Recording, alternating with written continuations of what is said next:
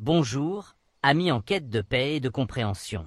Bienvenue dans cette exploration profonde et transformative des enseignements du Bouddha pour une fin de vie paisible.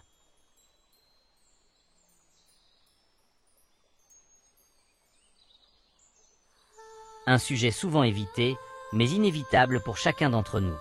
Que vous soyez en quête de sérénité face à votre propre finitude, que vous accompagnez un proche en fin de vie, ou que vous souhaitiez simplement vivre plus pleinement dans l'instant présent, ce voyage est pour vous.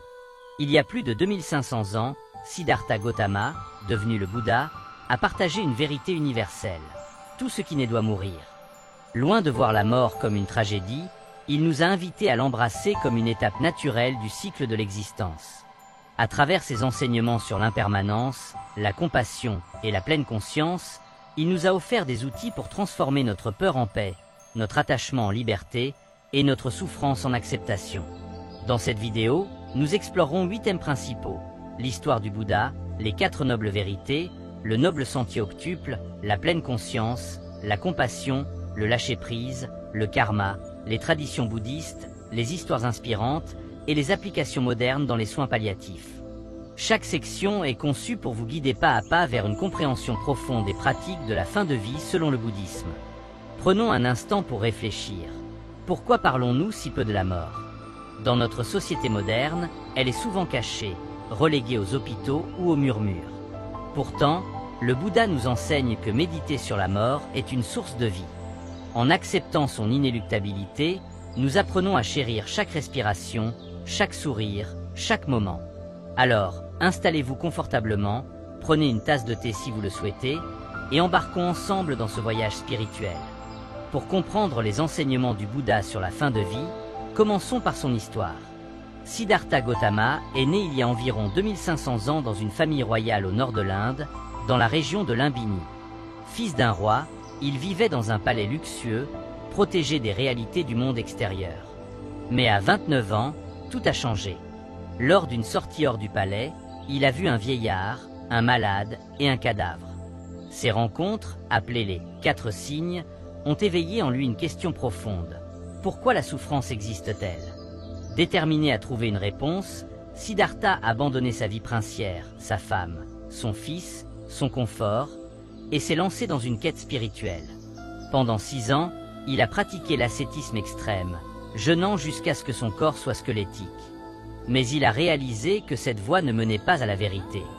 Un soir, sous un arbre à Bodhi, il s'est assis en méditation et a juré de ne pas bouger jusqu'à atteindre l'éveil. À l'aube, il est devenu le Bouddha, l'éveillé, comprenant la nature de la souffrance et le chemin vers la libération. Il a passé les 45 années suivantes à enseigner, et sa mort, ou parinirvana, à l'âge de 80 ans, est un modèle de paix. Allongé entre 2 arbres salas, entouré de ses disciples, il leur a dit: « Tout ce qui est composé est voué à se décomposer. Travaillez à votre salut avec diligence. » Ces paroles résonnent encore aujourd'hui comme une invitation à accepter la mort avec sérénité. Les 4 nobles vérités sont le cœur des enseignements du Bouddha. Elles sont une carte pour comprendre et surmonter la souffrance, y compris celle liée à la fin de vie. Écoutons-les. Premièrement, la vie implique la souffrance ou dukkha. Deuxièmement, cette souffrance naît du désir et de l'attachement. Troisièmement, il est possible de mettre fin à la souffrance. Et quatrièmement, le chemin vers cette libération est le noble sentier octuple. En fin de vie, ces vérités prennent une résonance particulière. La première vérité nous rappelle que la douleur physique, la peur de l'inconnu ou le regret sont inévitables. Mais la deuxième vérité nous montre que notre souffrance vient souvent de notre résistance à la mort, notre attachement à la vie, à nos proches ou à notre identité. La troisième vérité est une promesse. Nous pouvons trouver la paix, même face à la mort. Et la quatrième nous guide avec des pratiques concrètes. Imaginez un mourant qui s'accroche à des regrets. Si seulement j'avais dit je t'aime plus souvent. Selon le Bouddha, cette souffrance n'est pas causée par la mort elle-même, mais par l'attachement à ce qui aurait pu être. En lâchant prise, la paix devient possible. La pleine conscience, ou sati, est l'art d'être pleinement présent, une pratique essentielle pour une fin de vie paisible. Le Bouddha disait: « Ne vous attardez pas dans le passé, ne rêvez pas du futur, concentrez l'esprit sur l'instant présent. » En fin de vie, La pleine conscience aide à apaiser la peur, à gérer la douleur et à savourer chaque moment avec les proches. Imaginez un mourant inquiet de l'avenir. La pleine conscience l'invite à revenir au souffle, à la chaleur d'une main aimée, à la beauté d'un sourire. Une étude de 2020 montre que la mindfulness réduit l'anxiété de 30% chez les patients en soins palliatifs. Exercice pratique. Pendant 5 minutes, asseyez-vous et observez votre souffle. Comptez chaque inspiration, 1, 2. Si votre esprit s'égare, revenez doucement. Notez, je suis ici, maintenant. Méditation guidée, fermez les yeux. Sentez votre corps contre la chaise. Écoutez les sons autour de vous. Inspirez et dites « Je suis présent ». Expirez et relâchez les pensées. Continuez 10 minutes, ancré dans l'instant. Témoignage fictif. Emma, 72 ans, souffrait de douleurs chroniques. En pratiquant la pleine conscience, elle a appris à observer sa douleur sans la combattre. « Je me sens calme, même face à la mort », dit-elle. La pleine conscience transforme la fin de vie en une danse avec le présent, où chaque respiration est un cadeau. Où pouvez-vous être plus présent aujourd'hui? Partagez en commentaire. La compassion, ou karuna, est un baume pour l'âme en fin de vie. Le Bouddha enseignait, la haine ne cesse pas par la haine, mais par l'amour.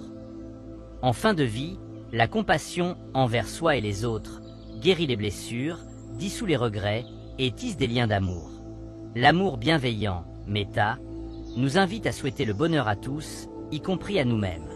En fin de vie, pardonner à un proche ou à soi-même peut transformer la douleur en paix. Par exemple, dire « je te pardonne » à un parent éloigné libère le cœur. Une étude de 2021 montre que la compassion réduit le stress de 25% chez les mourants. Méditation Metta. Asseyez-vous confortablement. Posez une main sur le cœur. Visualisez-vous et dites « Puisse-je être en paix ?» Puis, visualisez un proche « Puisses-tu être en paix ?» Étendez cela à tous les êtres. Méditez 10 minutes. Exercice pratique, écrivez une lettre de pardon à quelqu'un ou à vous-même. Notez « Je libère cette douleur ». Vous n'avez pas à l'envoyer, l'acte suffit. Témoignage fictif. Marc, 68 ans, gardait de la rancune envers son frère. En pratiquant Metta, il lui a écrit « Retrouvant la paix ». « Je pars sans fardeau », dit-il. Le lâcher-prise est la clé d'une fin de vie sans tourment. Le Bouddha disait « L'attachement est la racine de la souffrance ». En fin de vie, s'accrocher aux regrets, aux possessions ou à la vie elle-même crée de la douleur. Lâcher prise, c'est accepter l'impermanence, laissant l'esprit s'élever comme une feuille portée par le vent. Par exemple, une personne mourante pourrait souffrir en pensant « Je n'ai pas assez voyagé ». Le lâcher-prise invite à dire « Ce qui fut est passé, je suis ici ». Une étude de 2019 montre que l'acceptation réduit l'anxiété en fin de vie. Méditation guidée, visualisez une rivière. Placez vos regrets sur une feuille et laissez-la flotter. Inspirez et dites « Je relâche ». Expirez et sentez la légèreté. Méditez 10 minutes. Exercice pratique, notez 3 attachements, exemple. Regret, objet. Écrivez « Je les libère ». Donnez un objet symbolique pour pratiquer. Le lâcher-prise transforme la mort en une transition douce. Où pouvez-vous relâcher aujourd'hui? Partagez en commentaire. Aimez cette vidéo. Le karma, la loi de cause à effet, façonne notre esprit en fin de vie. Le Bouddha disait « Vous êtes ce que vous pensez, devenu ce que vous avez pensé ». Chaque action, pensée, parole, acte, plante une graine qui influence notre paix intérieure. En fin de vie, un esprit nourri d'actes altruistes s'apaise plus facilement. Par exemple, aider un voisin aujourd'hui peut créer un sentiment de plénitude demain. Une étude de 2020 montre que l'altruisme réduit le stress. En fin de vie, semer des graines positives, exemple. Pardonner, allège l'âme. Visualisez une graine de compassion dans votre cœur. Inspirez et dites « Je sème l'amour ». Expirez et laissez-la grandir. Méditez 10 minutes. Les rituels bouddhistes guident l'esprit du mourant vers la paix, transformant la mort en une transition sacrée.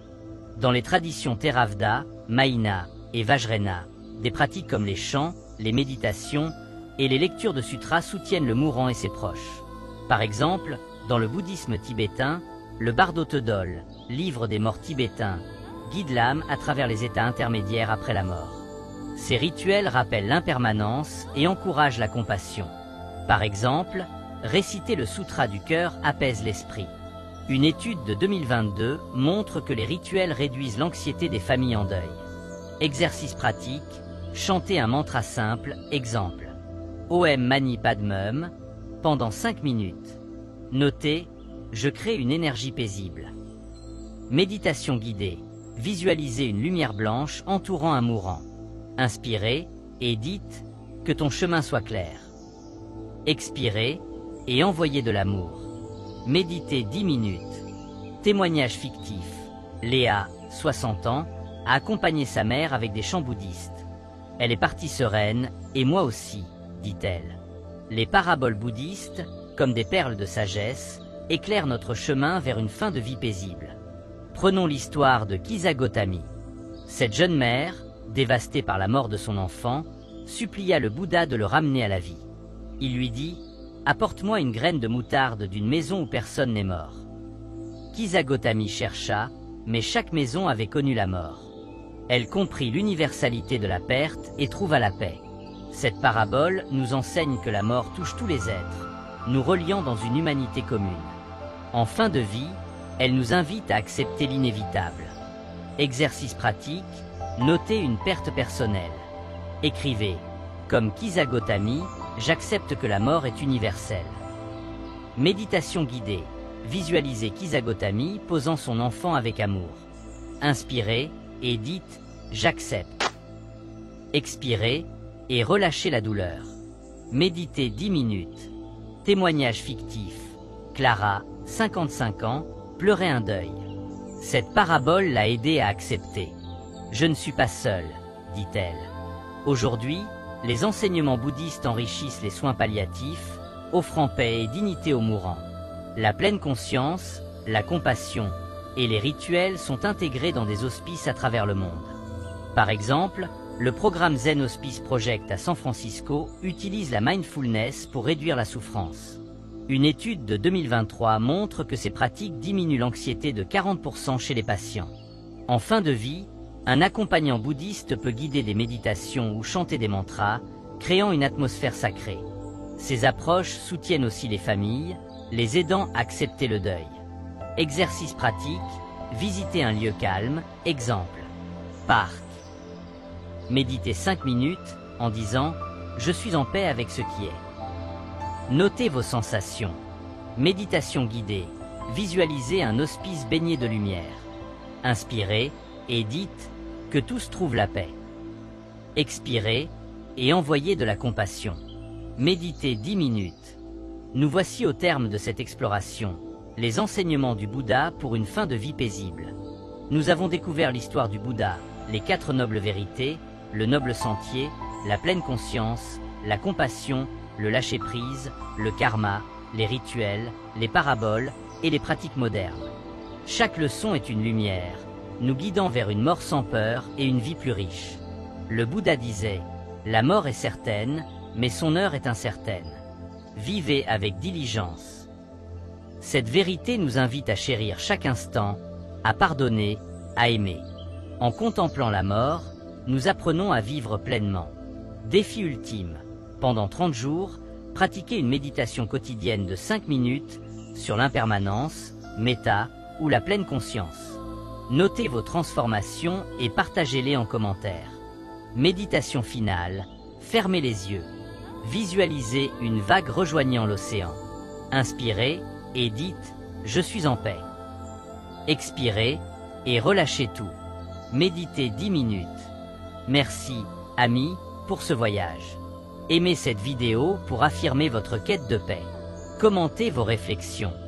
Partagez avec ceux qui cherchent la sérénité. Abonnez-vous pour plus de sagesse bouddhiste. Ensemble, illuminons le monde.